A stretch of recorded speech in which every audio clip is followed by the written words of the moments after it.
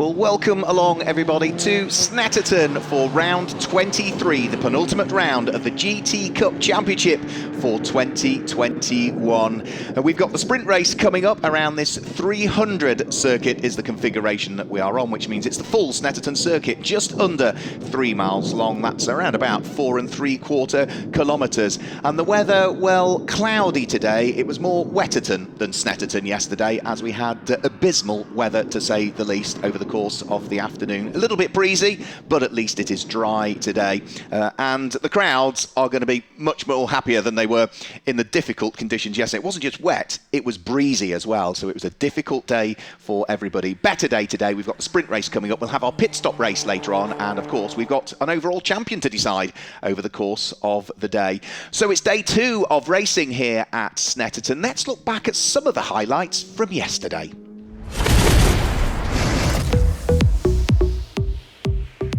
The lights go out, they accelerate their way up towards Richie's corner for the first time.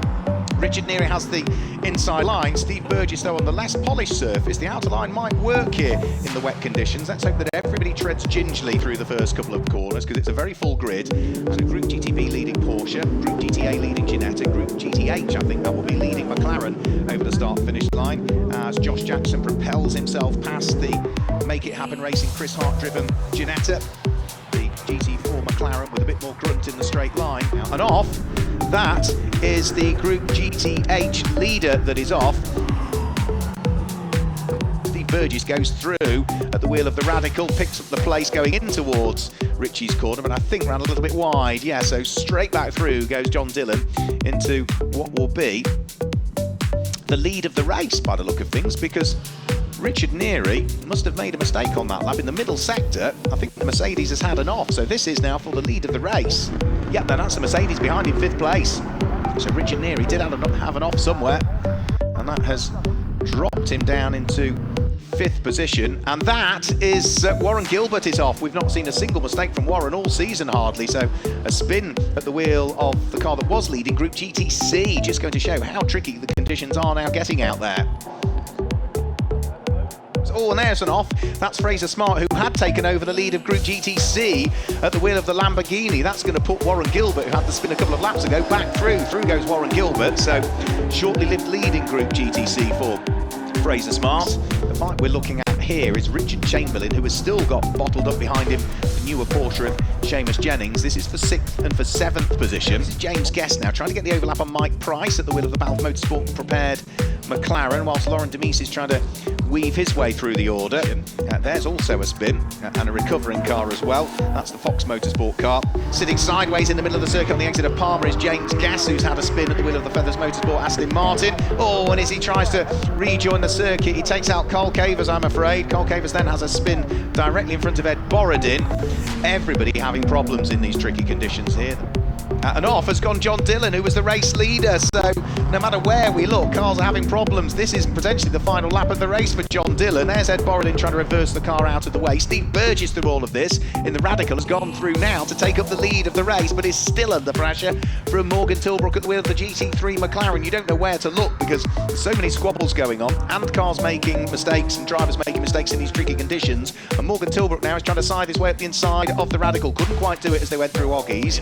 He would still win Group GT3 even if he sits behind the Radical, which is moving around like crazy as it heads through Cora. Morgan Tilbrook is very decisive, dives up the inside heading in towards the final corner. Can he get the car stopped in time? Steve Burgess is going to get the overlap, and with a bit more power the Radical on the run to the line should grab the win as they head up towards the start finish line. It looks as though it's going to be a win for Steve Burgess. The extra power just telling us they came out of Murray. Steve Burgess comes through to claim the win. Morgan Tilbrook in 2nd place, but will pick up top honours in Group GT3. That was a great fight between those two, but a win in Group GTB, and that does now mean that Nick Phelps is the Group GTB champion, subject to official confirmation, of course.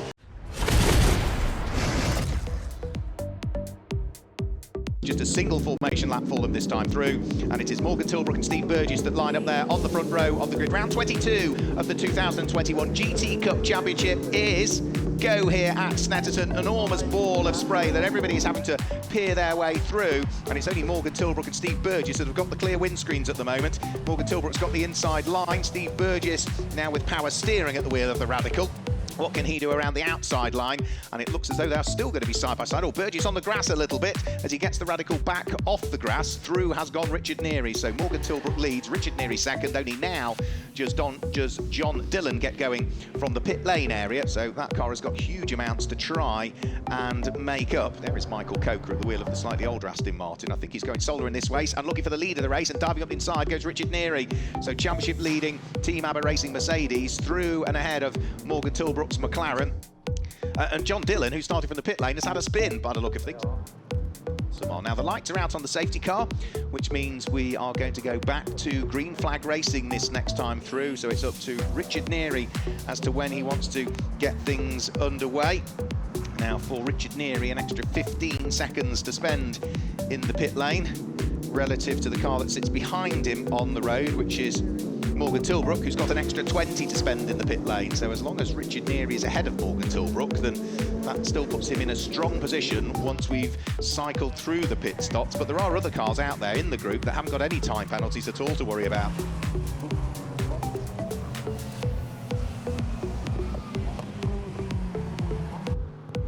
However, it looks as though the safety car, I'm afraid to say, is coming back out again. So just as we got things back underway, we've had something else occur out on circuit. Not entirely sure. I wonder if it might be weather conditions that perhaps have deteriorated to a degree that the clerk of the course has opted to put out the safety car, because I can't at the moment see any other cars that are not circulating. We know of the whereabouts of John Dillon's car, and Charlotte Gilbert has just gone through sector 2 as the last car, so it can only be weather conditions. Yeah, diving their way into the pit lane. So in comes Richard Neary from the lead of the race. Door opens, out comes Richard Neary. In goes the seat insert for the slightly smaller Sam Neary, teenager. So in comes Nick Phelps, in comes Josh Jackson, in comes Stephen Walton. So Charlotte Gilbert, I think, is the only one that has opted not to pit at this stage. Charlotte Gilbert pits this time through. However, I'm afraid to say that is a red flag, and that means that we are going to have to stop the race. So that is an enormous shame that we are potentially going to see the end of this race taking place.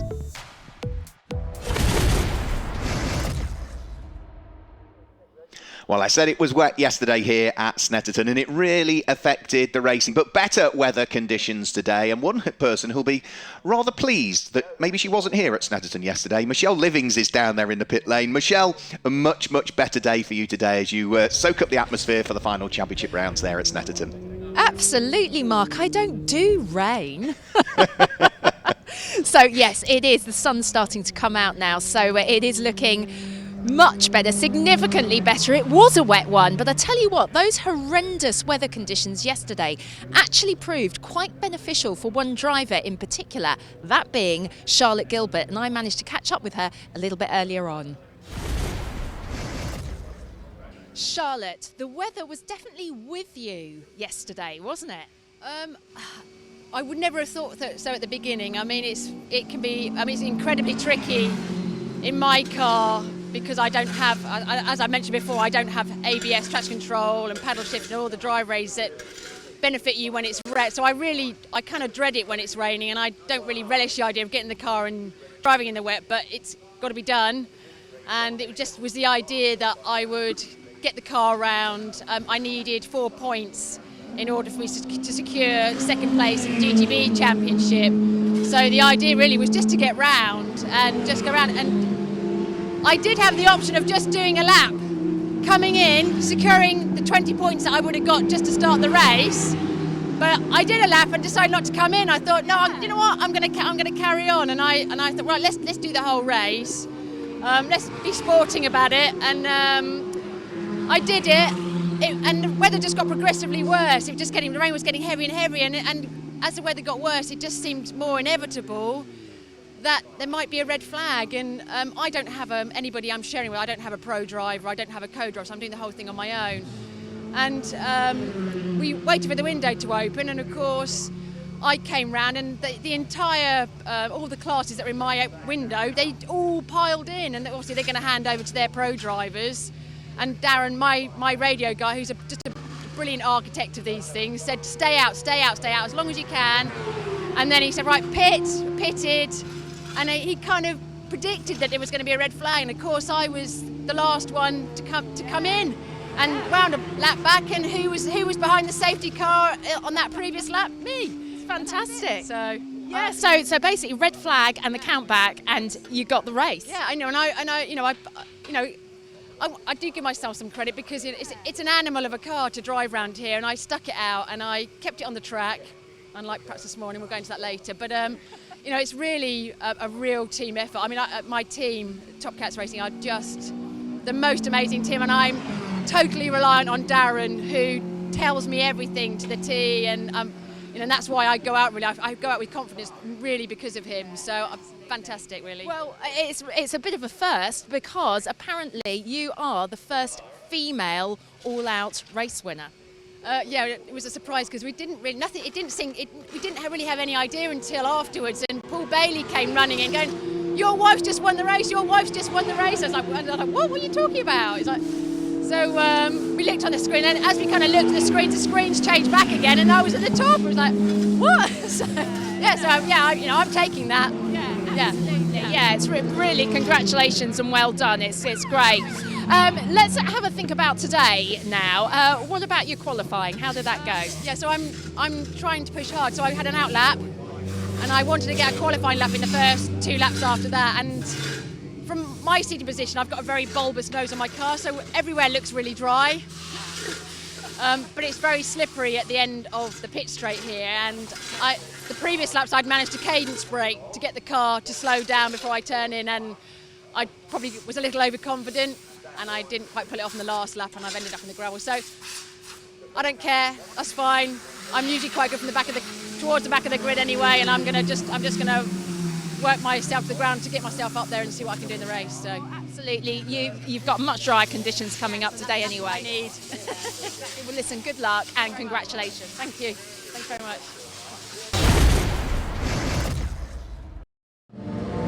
Well, the cars are now heading out to do their formation round and get ready on the grid. Mark, I wanted to just ask you about, we've had a dropout from qualifier in actual fact, the Greystone McLaren, I believe, the number 77. Yeah, that's right, Michelle. Yeah, Mark Hopton, who was the amateur driver behind the wheel of that, sharing with the pro driver Adam Carroll. But Mark had a bit of an off. Of course, we had so much rain yesterday that whilst the track is dry, the grass is rather wet still. And Mark came out of the fast left-hand kink at Hamilton, and the car pitched over to the left-hand side of the circuit, and he struck the barriers on the way into Oggies, the next corner. And whilst Mark is okay, he is not wanting to race for the rest of the day, and equally as much the car looked rather second-hand when I saw it. Tim Mullen, who I spoke to, the team representative from Greystone GT, and Adam Carroll both confirmed whilst Mark is fine, yeah, the car is irreparable. So we've lost one today. That's a sad end to the championship season for them, but it's so good that Greystone have brought through so many drivers from track days into the GT Cup this year.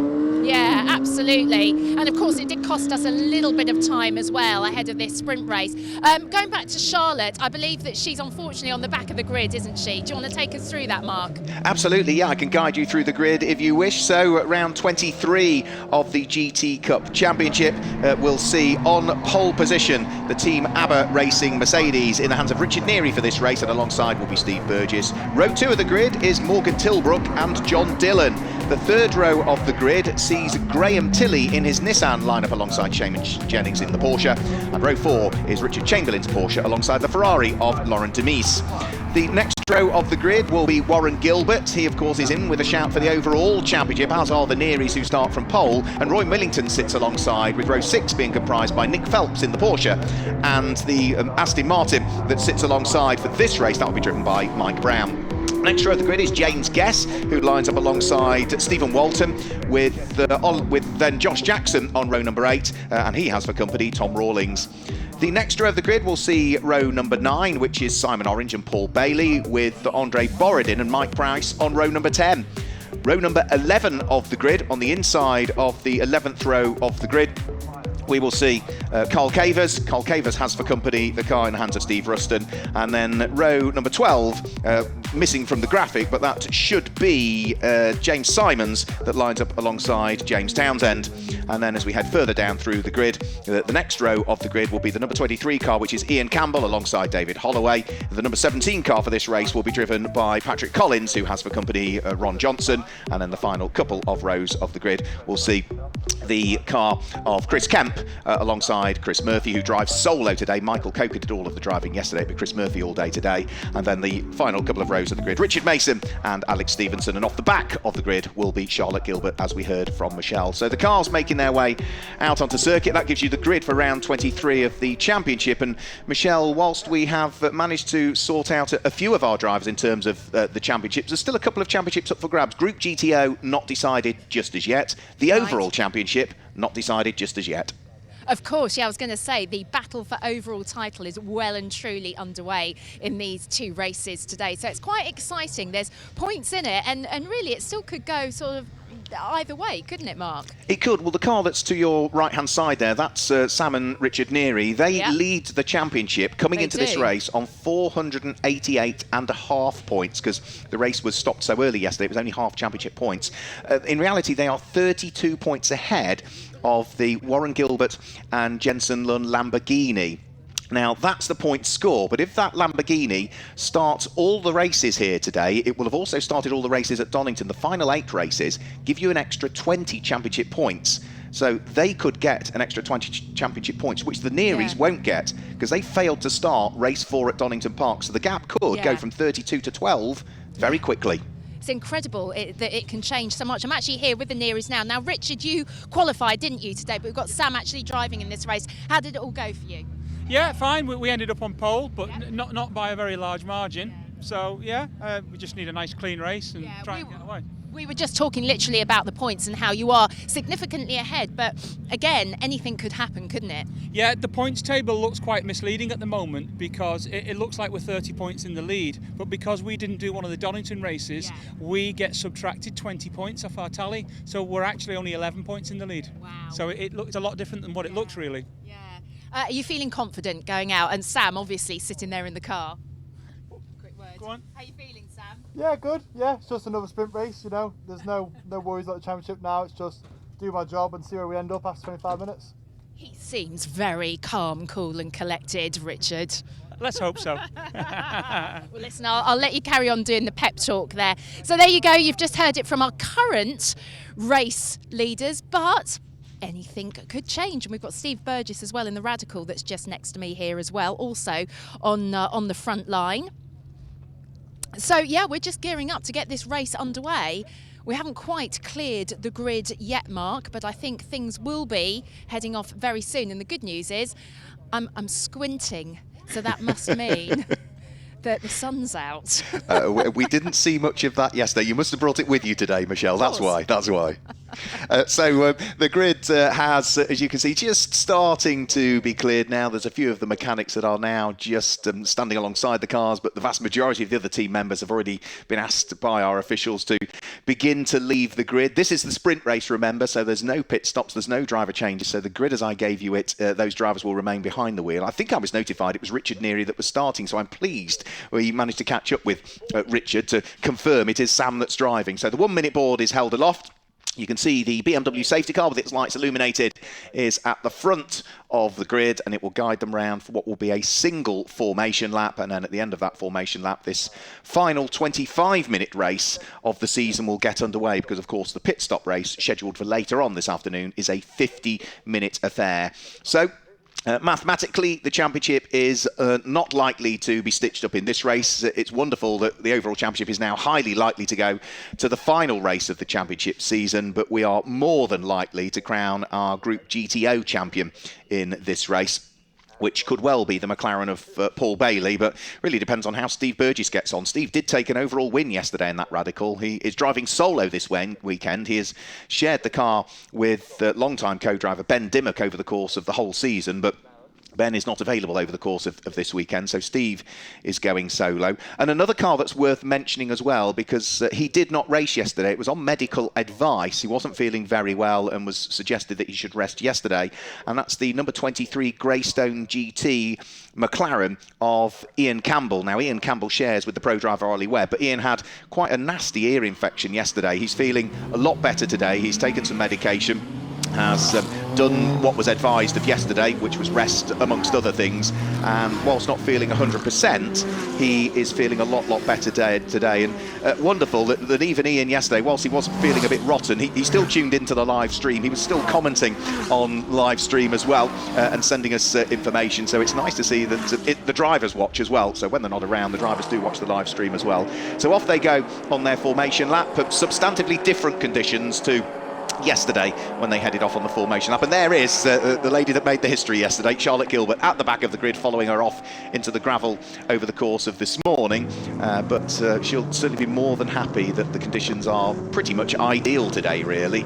All of that moisture that we had yesterday has all disappeared. All right, and there's Paul Bailey. Not surprised he's starting that McLaren from the pit garage. They've been doing the maths, and he did suggest to me that they might opt to start from the pit lane just to stay out of trouble and accumulate the championship points that they need to try and put the Group GTO overall title out of reach. So that car isn't in with a chance of winning the GT Cup Championship, the overall championship, but is highly likely to become the Group GTO champion for this year, having raced a Ferrari at the beginning of the year. There was the Brabham in the middle part of the year, and then due to the Brabham just still being in the workshop, but I think parts have arrived, but they just didn't have the car time to turn it round after 2 weeks ago at Donington Park to then get the Brabham re-prepped for this race meeting. So it's missed a couple of meetings on the trot now, the Brabham. So they've used this very rare McLaren Can-Am, so starting that car from the pit lane. So with the cars just weaving to try and get that last little bit of temperature into the Control Pirelli slick tyres that they will all run. We will pick up on what's going on in the individual groups as they head out there. If you're tuning in for the first time, Group GT3 is for the GT3 homologated cars, so things like you could see racing in the British GT Championship or the GT World Championship or GT Championship in Europe. We've got Group GTO, which is for the open specification cars, so the likes of the Radical and Richard Chamberlain's Porsche 935 sit in that, and the car that starts from the pit lane sits in that. We've got Group GTC, which is for later model Challenge and Cup cars, so that's the things like Ferrari 488 built to European specification and Lamborghini's built to Super Trofeo specification. We've got Group GTB cars, which is for early Challenge cars. That's the likes of the early 911 Cup cars, and also Charlotte Gilbert's Group GTB.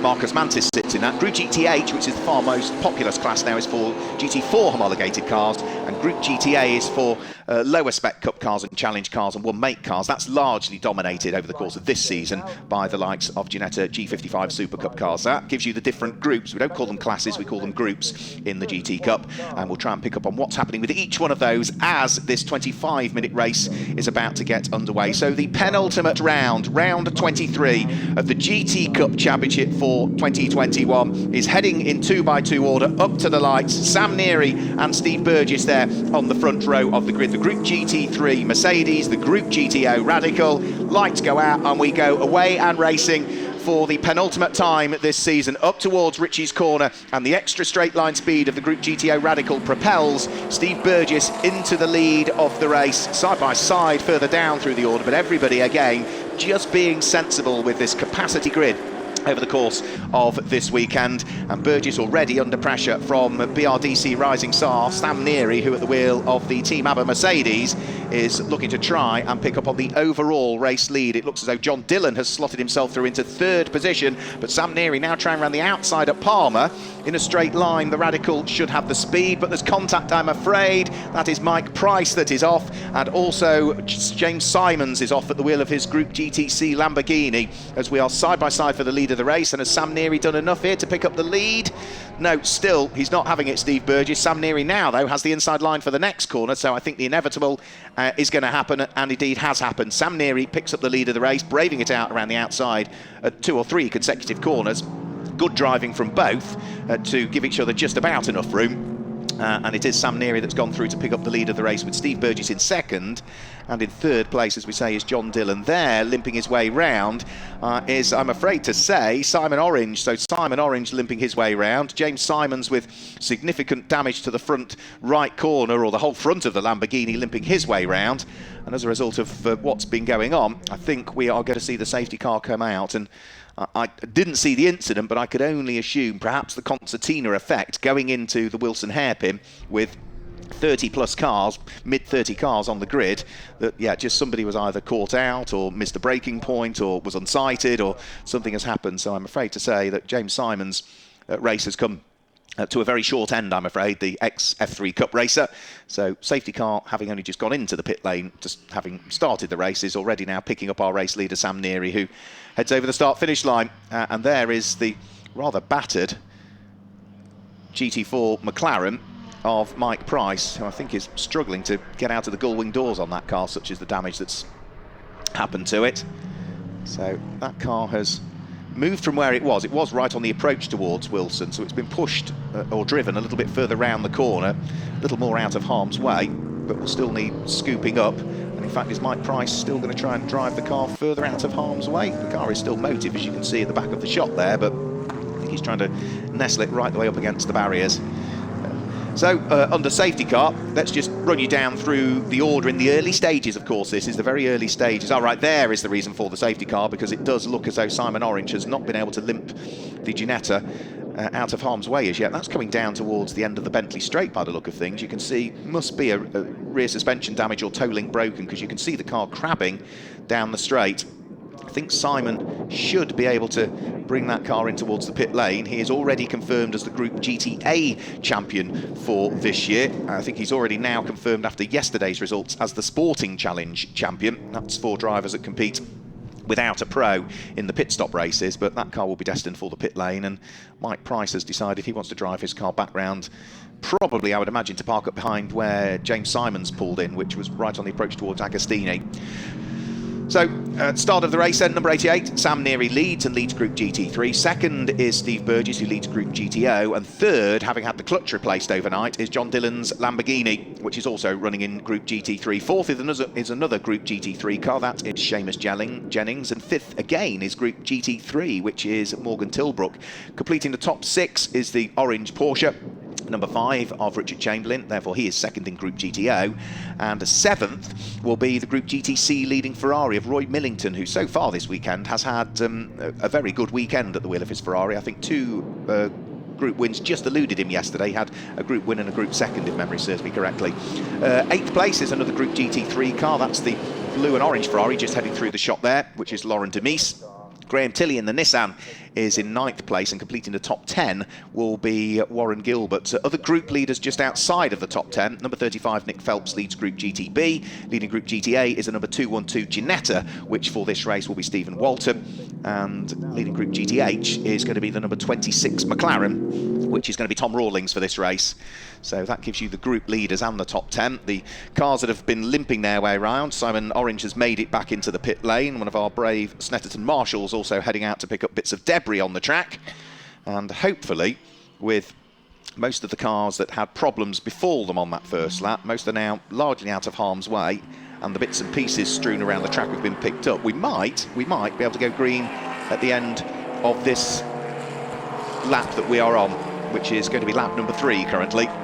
So the field of cars in single file, still trying to weave to try and maintain some tyre temperature. They'll be on and off the brakes as well to try and maintain some brake temperature, which all helps as well. We can see Charlotte Gilbert's already picked up a few places from the back of the grid, as the Team Orange with JMH crew inspects the damage to the left rear of Simon Orange's car. But I suspect with suspension damage or toe links broken, that is going to be it for that car. They will not be able to do anything other than assess the damage, park the car in the garage and get to work straight away to try and get the car repaired in advance of the pit stop race that comes up later on today that concludes the 2021 championship season.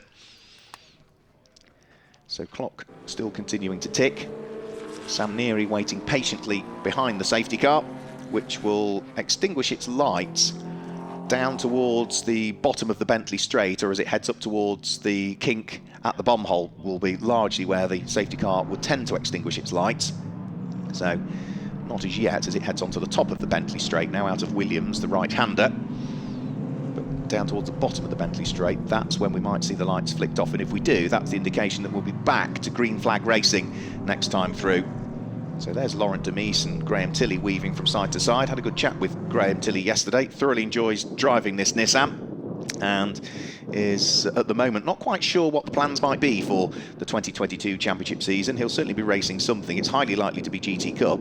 It could, or it might not be the Nissan. So he is just waiting to see. He's going to re-evaluate after this weekend and think about it over the winter, and then maybe see as to what the plans for him will be for the 2022 championship season.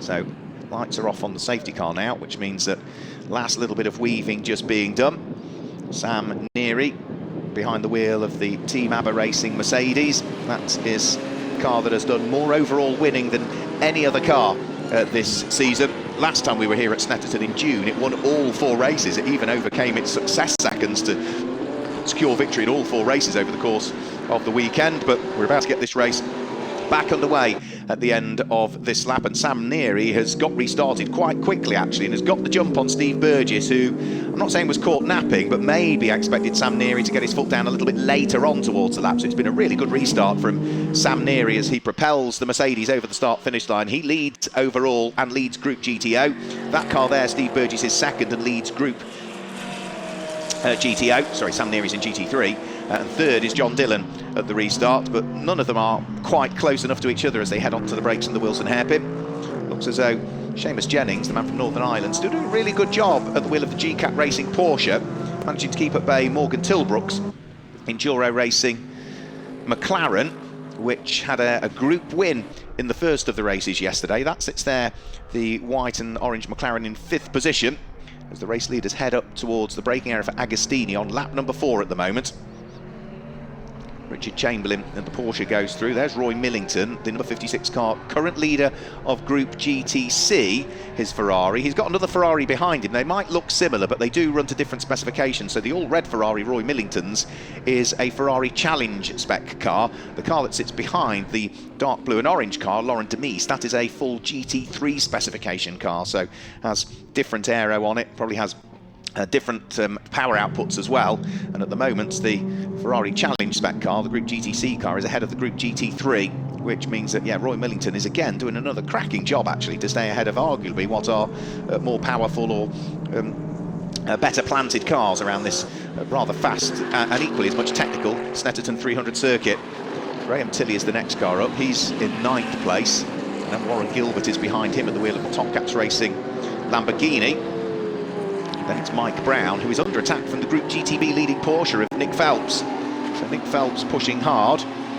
Nick has been a real star of GT Cup this year. He's quietly gone about his duties, doing lots of winning in Group GTB. And yesterday stitched up the Group GTB Championship after what had been a bit of a difficult week for him. So nice to see that Nick is out, because at the beginning of the week it was very doubtful whether we'd see him this weekend, but a late call to Benji Hetherington to prep the car means that he has arrived. Now, were we going to see Roy Millington picked off there? I think Laurent Demise was having a quick look as they went up towards Richie's corner. See the nose of the Porsche of Nick Phelps dip, and no, Roy Millington still hangs on to it. Laurent Demise couldn't squeeze his way through. Graham Tilley's now bottled up behind as well, so that's what, 3 cars fighting over what will be 7th, 8th and 9th positions. There through shot goes the leading cars in Group GTH as well that we need to try and keep an eye towards. The number 26 McLaren of Tom Rawlings currently leading that. Mo Ritson brought that car to a group win yesterday as well.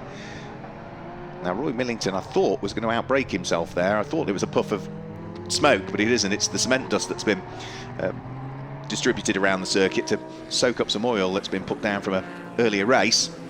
But Roy Millington doing a really good job. His Ferrari 488 just ahead of the similar car, but the GT3 spec car of Laurent Demise, and that's a spin, and that's the car that was leading Group GTA. Damage to the front, I'm afraid to say, of Stephen Walton's Make It Happen Racing Ginetta, and that is slap bang in the middle of Agostini by the look of things. So that again, hopefully, will be able to be driven out of harm's way by the driver. If it's stricken there in the middle of the circuit, then that, without question, is going to cause a problem. No, he's able to get the car out of harm's way and will pull the car off on the grass, and that's a real shame for the Make It Happen Racing Ginetta. It was leading Group GTA, but quite what happened, I'm not entirely sure. Now, Seamus Jennings is having to stick his elbows out a little bit here in 4th place to try and keep Morgan Tilbrook's McLaren at bay. Morgan Tilbrook, who has come on so well, I would say, of all of the drivers, I think, since being partnered up with Marcus Clutton, racing this car, not just in this championship, they've been racing it in the British GT Championship as well, but his driving has just got better and better, and he's now a very quick amateur driver, more than a match for any of the other AMs that we've got out there. And he's doing a really good job of hounding Seamus Jennings, while Seamus Jennings is looking to try and get the Porsche onto the podium slots. He's got John Dillon's Lamborghini just ahead. And that will be for 3rd, 4th and 5th overall in the race, but more importantly 2nd, 3rd and 4th in the GT3 category. You just saw there also Stephen Walton out of the car from where he's parked it, inspecting the damage to the front of the Ginetta. But for John Dillon, it's a new clutch in that car yesterday. That was the problem, why he had to spin out on circuit and brought out the safety car, got the car going again, pulled into the pit lane, but yeah, the clutch had failed in reality, it appears. They're live to about 2,000 kilometres on the car by Scott Sport, who prepare it, and they were not expecting the clutch to start to have problems. It had problems in race number 1. They thought it might see it through race number 2, but no, they had to loosen off the engine, take out the gearbox, replace the clutch overnight. Fairly easy job, I understand from Simon Lansbury, who is one of the members of the team there, as Morgan Tilbrook looks to try and attack.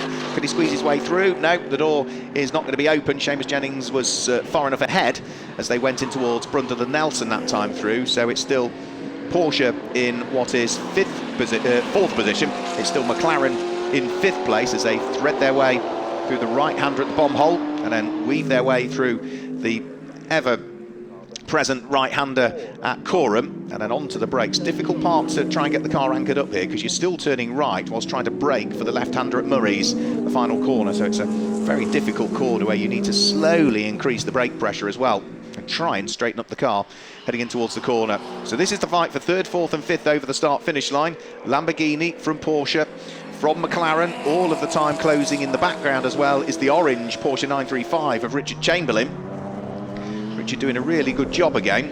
And I think we've had a shuffle for 7th, 8th and 9th last time through because Roy Millington, I think, might have dropped down through the order a little bit there at the wheel of his Ferrari. Yes, he has. Yeah, so through now goes Matt Brown. So that's Roy Millington's lost 4 places now since we last picked up on it. So Mike Brown goes through. Also having gone through will be Warren Gilbert and Graham Tilley and Lauren Demise as well. So was that a small mistake from Roy Millington because it has cost him not just 3 places, it's cost him the lead of Group GTC now because the silver and light green Lamborghini of Warren Gilbert has now picked up the Group GTC lead, and that could be important for the championship for Warren Gilbert. So he leads the group. That's potentially maximum championship points for him. Still bits of debris around the track as well by the look of things. I think that's bits of Ginetta that are still strewn at Agostini. So Warren Gilbert on his merry way, leading Group GTC.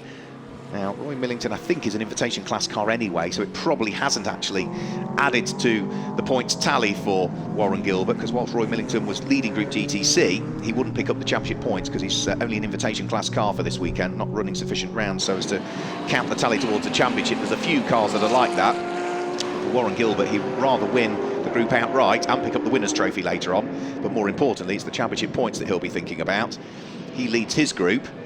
Sam Neary leads his group and of course leads the group overall, so the gap that existed between them coming into this weekend has been shortened very slightly. 32 points you could argue is still the gap, but we know that that black Mercedes there is going to in reality lose or not gain the 20 points to the championship tally that potentially Warren Gilbert and Jensen Lund will do. If their car can start the final race of the weekend, they would pick up an extra 20 championship points relative to the number 88, because you have to start all the final 8 races in the championship to pick up those bonus points. And as we say, that number 88 Mercedes was not able to start race 4 at Donington last time out, so it is not going to pick up the extra bonus points. So the gap, that's what, 32 points. I think Richard said it was 31. We've got mathematically it's 32, but that could potentially be down to 12. But it, as I say, it does mean that Lamborghini has to start the final race of the weekend to pick up those points. Richard Chamberlain sliding the 9.35 as he came out of Agostini there. Greg Caton still sticking his elbows out to try and prevent the car of Morgan Tilbrook from firing his way through, but a small mistake there going in towards Oggies has allowed Morgan Tilbrook up the inside of the GCAT Racing Porsche, and through he goes. Morgan Tilbrook picks up what is going to be 4th position. The Porsche drops down into 5th place as they start to build the speeds and the momentum again all the way down the Bentley Straight into the braking area for Brundle and Nelson. Another very difficult braking area, actually, because you've got to brake, turn the car in and brake again, really. It's very, very difficult, that section of the circuit. You have to think about it, make sure that the car is settled and that you're not heavily on the brakes as you're trying to turn the car. So now that Morgan Tilbrook has got past the Porsche, he is already starting to pull away, isn't he? So the amount of daylight is increasing McLaren to Porsche, but what is happening is that the McLaren of Morgan Tilbrook in his newly acquired 4th place is now starting to close up on John Dillon. So that's the next little thing that we need to try and keep an eye on here. And are we going to see John Dillon coming under pressure for what would be 3rd position? Here they come up towards the braking area for Ritchie. 7 3/4 minutes of this race to go. John Dillon, without question, has been caught by Morgan Tilbrook, and the relative difference in terms of lap times between the pair of them was Morgan Tilbrook was 1 second quicker than John Dillon, whilst out front Sam Neary, as you just saw on your screen, popped in the fastest lap of the race, 1 minute 50.716, and that is going to be the fastest race lap that we've had, of course, all weekend so far because of the substantively worse conditions yesterday. So in towards the braking area for Agostini. Mercedes leads, Radical 2nd, Lamborghini 3rd, McLaren 4th, Porsche 5th at this stage. Another Porsche in 6th place, the first of the Ferraris. Laurent Demise is there in 7th. It's a Nissan in 8th place, an Aston Martin in 9th, and another Lamborghini in 10th. As ever, many manufacturers represented, and what's that, 8 different manufacturers inside the top 10 places again? Goes to show the variety that has always been the case in the GT Cup Championship. It continues to be the case year after year after year. So down the Bentley Straight, this is Morgan Tilbrook's opportunity to pick up a bit of a toe from John Dillon, but he's too far away, I suspect. He'll move around to try and see what's going on, whilst, as you can see the bottom left of your screens there, Race Control issuing a black and white warning flag for the number 88 car. That's the race leader, that's Sam Neary, and what that will be for is going beyond the circuit limits too many times. You can do it once and get away with it, you do it twice, you get a warning. You do it a 3rd time, you would end up with a 5-second penalty. So Sam Neary doesn't need to push too hard at the moment. He leads the race reasonably comfortably from Steve Burgess. Another car picking up a black and white warning flag is going to be Ian Campbell at the wheel of the Greystone Racing McLaren. He's down in something like 21st position, 6th in group at the moment. So Sam Neary doesn't need to push that hard. He's got 11.5 seconds gap between himself and Steve Burgess, so just back things off again is all he needs to do. Control the race for the remaining, 5.5 minutes just over. This is the leader of Group GTH at the moment. Now, Tom Rawlings has been under pressure for the last few laps from Josh Jackson, and Josh, having had a retirement yesterday, will be hugely keen to try and add to his championship tally. Josh is already confirmed as the Group GTH champion for this year, but he wants to try and pick up another group win if he can. But for Tom Rawlings, he'll be pushing as hard as he can. He had a good result yesterday, did the team at least, when Mo Ritson was driving the car in the sprint race, and they are looking to try and make it back-to-back group wins if they can, but Josh Jackson has got other ideas as he tries it round the outside at Ritchie's corner. Need to be careful. He's going to try and cut back on the exit. Tom Rawlings is wise to that and covers it off as they head into the braking area for the tight right-hand hairpin at Wilson. Get cleanly off the corner is what they'll need to try and do now, and Tom Rawlings, I think, is going to feel the pressure here and the squeeze from Josh Jackson, who's moving around, trying to do anything to try and put off Tom Rawlings that lies ahead, but a good squabble it is. This is for 14th and 15th places overall, but as I say, is for the lead of Group GTH, and Tom Rawlings is having to drive quite defensively here. Nice wide line taken in from Josh Jackson to try and get the undercut on the way out of the corner, but again, Tom Rawlings will just make sure that he gets that covered off on the approach up towards the fast left-hand kink at Hamilton.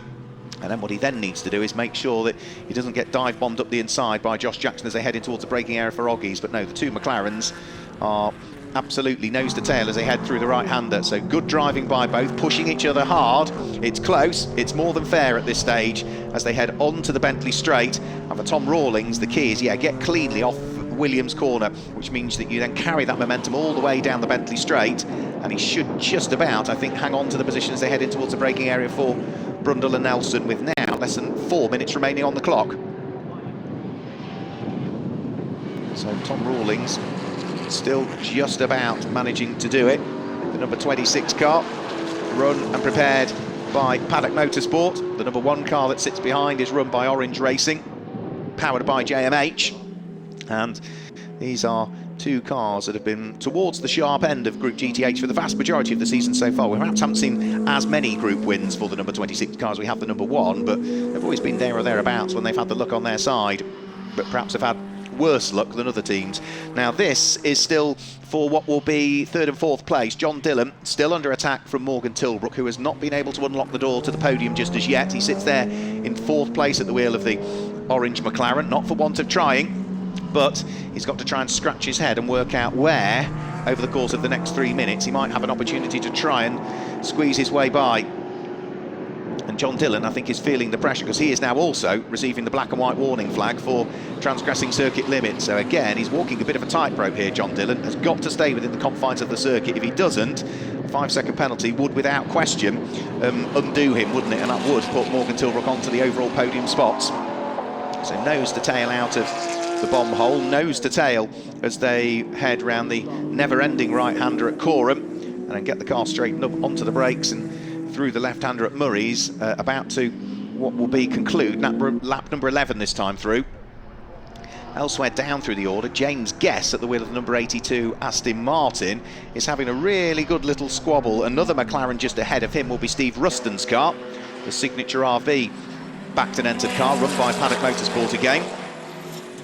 That is a team that's co-owned by Kelvin Fletcher and Martin Ploughman, who race as a partnership in British GT. Happy birthday as well, Martin Ploughman. 34 years of age today is Martin Ploughman. But for 3rd and 4th place, John Dillon will be seeing absolutely nothing but orange in his wing mirrors, because Morgan Tilbrook is pushing as hard as he possibly can, and you can see how hard he's pushing because he's sort of bouncing over the curbs on the way out of Palmer in pursuit of the Lamborghini. There's traffic just up the road that they'll have to deal with as well. That will be the Century Motorsport number 9 Ginetta in the hands of Alex Stevenson, and I think they're going to catch that just as they get towards Hamilton, which is going to delay both of them. But John Dillon needs to deal with the traffic here. Morgan Tilbrook will try and follow through as well. Alex Stevenson sensibly just blends out of the throttle and lets both of them go by, so they can roll up their sleeves again, slug it out like a pair of heavyweight boxers, and still try and work out as to who's going to finish on the last step of the podium and who is unfortunately going to just miss out on it at the moment. It's Morgan Tilbrook that is just missing out on a podium slot. He weaves around again to try and distract John Dillon. He's still too far behind. More black and white warning flags going out, this time for Mike Brown in the Aston Martin that sits there in what will be 9th position. So that's the ultimate speed car that rejoins the championship for this weekend. But for our race leader, Sam Neary, now on to the last lap of the race. So propelling himself out of Ritchie's corner with a very handsome lead. He could just control the pace, really. Off has gone James Guess. It has been a rotten weekend for Feathers Motorsport. James Guess had a spin coming out of Palmer yesterday and then had contact whilst he tried to rejoin the circuit. He's had a spin going into Palmer today, and that is going to undo all of the hard work that he had been doing, I'm afraid. So he will rejoin. There is no damage to the car, but again, that has dropped it way down through the order. So the clock has ticked to 0. Our race leader, Sam Neary, is nearly 13 seconds ahead of Steve Burgess, who has got about 12 seconds between himself and this little battle that we were just looking at there, Morgan Tilbrook and John Dillon. But for Sam Neary, there's still work to do. He might have a big advantage, but he's still got to carve his way through the traffic. So through he's gone past the Ron Johnson Ferrari, he goes past Charlotte Gilbert's Marcos Mantis, and it looks as though Sam Neary is on course for another win here at Snetterton for what has been a very successful circuit for them. And Morgan Tilbrook's done it. He's managed to unlock the door. He's got himself on the podium, and that is at the expense of John Dillon, I'm afraid to say. So it looks as though the Scott Sport Lamborghini has dropped to 4th overall in the race now. That would still mean that it would finish third in its group, but for John Dillon, an overall podium would have been a great return for the hard work of replacing the clutch from the team overnight.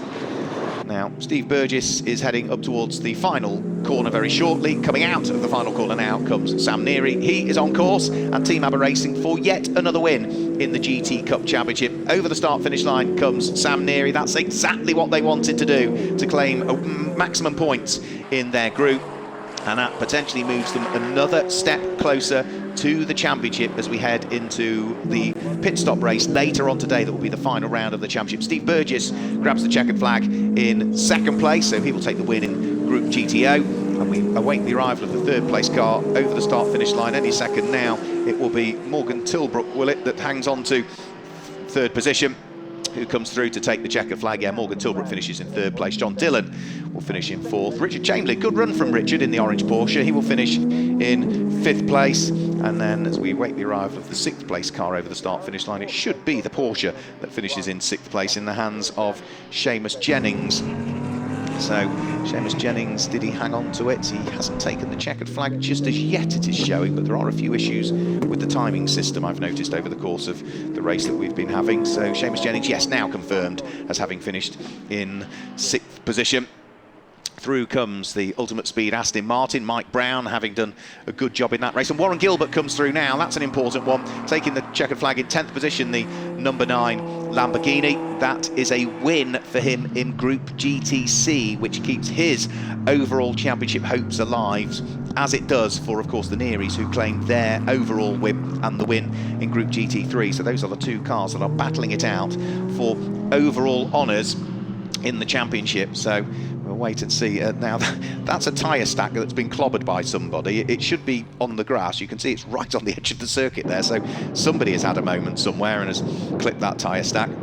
That might be one of the cars that potentially had some issues earlier on in the race, so we'll have to wait and see. But yeah, for Sam Neary, he'll be pleased. For Warren Gilbert, that car there, watched by Jensen Lum, who, as we say, had a fairly significant operation a week or so ago, so he wasn't able to drive at Donington Park. He is here as a spectator, I think, feeling the pain and feeling a little bit tired at the moment. He should be at home resting up, but he doesn't want to miss out on the potential of the fact that the car that he owns, that car there, number 9, that he shared all season with Warren Gilbert, they are still in the championship hunt, and that would be a great result for them. They've pushed Sam and Richard Neary hard all season, not raced together because they're in different groups, but just accumulated lots of points in their respective groups, and it looks as though it's going to go down, which is always nice, isn't it, to the final championship race of the 2021 season, to try and work out as to who is going to lift the title for this year and follow in the footsteps of the likes of Simon Orange and Josh Jackson, who won the championship last year. Steve Ruston and John Whitehouse were the champions the year before. Chris Murphy, who was partnered up with Adam Hatfield, won it in 2018. Scotsman Graham Davison won it in a McLaren MP412C in 2017. Jordan Witt in the Bentley was 2016. Wayne Mars and Charlie Hoddings, Jim Gedding, Jeff Wyatt, Derek Johnston, Andy Ruin, Marco Pullen, all have been the champions over the course of the last, 10, 11 years in GT Cup. So who is going to add their name to the overall championship title for 2021? We'll find out later on this afternoon. But let's confirm the results for you in the meantime. The win in the final sprint race of the season, the penultimate round of the championship, goes the way of Sam Neary, and in second place was Steve Burgess, who came home first in Group GTO. Morgan Tilbrook was third, ahead of John Dillon in fourth place, and Richard Chamberlain was in fifth. Then it was Seamus Jennings, Lauren Demise, Graham Tilley, Mike Brown, and in 10th place, Warren Gilbert claimed top honours in Group GTC, keeping the championship alive.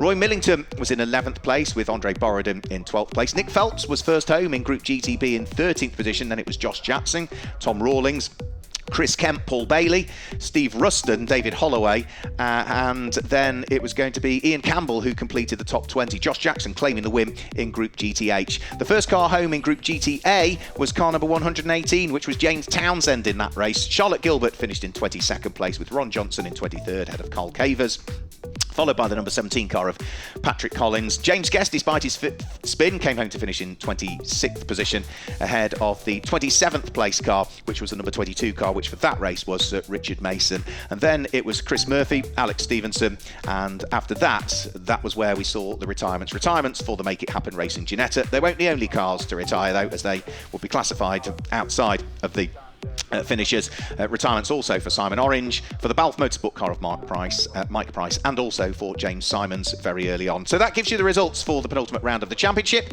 Michelle, we've got another race to look forward to later on, and a champion still to crown. Yes, we do indeed, Mark. It is still all to play for, which is great. But Sam Neary doing just what was needed in that race and avoiding those penalty points as well, which is great. Cars are heading to Parc Fermé now. We will be back with the final race of the season a little bit later on, just before 4 o'clock. I think we're scheduled to be back at 3:55. So stay tuned across all the social media channels for GT Cup, and we'll see you a bit later.